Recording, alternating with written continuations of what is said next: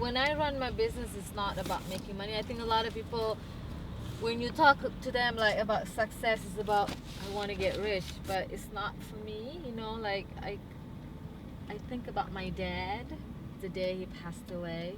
He's so poor. It's like he's really poor. We're all so poor, but there's thousands. Literally, the whole island came and said goodbye to him. For me, that was success.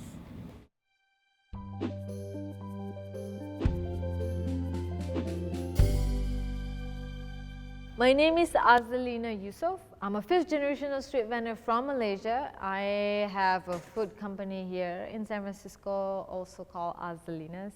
I am getting ready to open my first brick and mortar here in San Francisco in the mid-market area. At the same time, I'm building a 15,000 square foot kitchen space.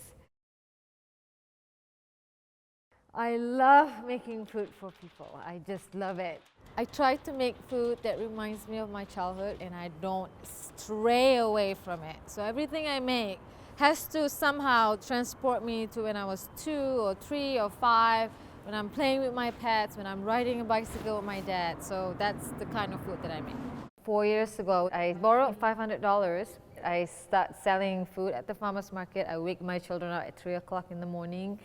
We pack up the car with all my foods and we go and sell. The first 6 weeks, nobody came and eat my food. Hi, do you folks have any questions? Which one's the chicken curry bomb? So it's this guy right here. This week we are offering it on a bed of coconut basmati rice, fresh herbs, some pickled vegetables. Somehow Andrew Knowlton from Bon Appetit magazine have tasted it and wrote this piece on Bon Appetit magazine saying one of the 10 best things that people should have in the United States is the lazy crepe and the chicken curry. And then I think the words just got out there and people tried. We start doing caterings, and then from caterings we start doing events, and then somehow we met a buyer that tasted one of our sauces. From wanting to stay as small as I can be, now I have been so progressive in growing because I want to feed more people. I want to tell people more about Mama and who we are and tell stories through my food. I don't do any marketing campaign because I just don't have time. I start literally being in the kitchen at 3 a.m. I love getting up so early and come to work because I can think a little bit and no one's harassing. Constantly driving, cooking and delivering and just working. We're growing quite fast for a small company like I am. We're sitting in my big warehouse right now. It's so exciting.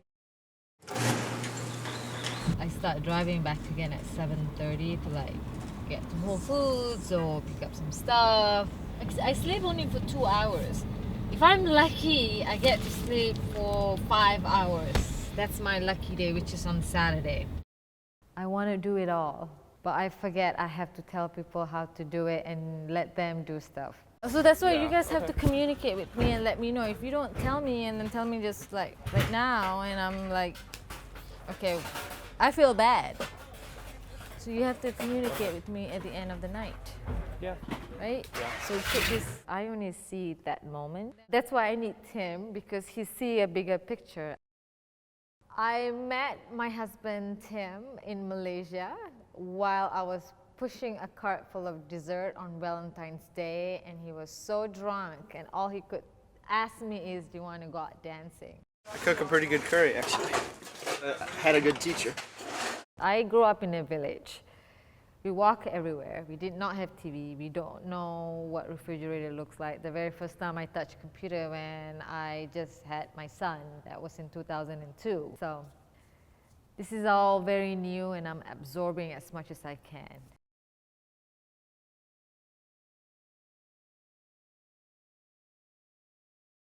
The city is so notorious in not get this together. And they informed us that rather than a September start date, they're shooting for a December 1st start date. With small business, we have a timeline that we want to get things done. We're losing time, we're losing money, we have to redo everything else. It's just,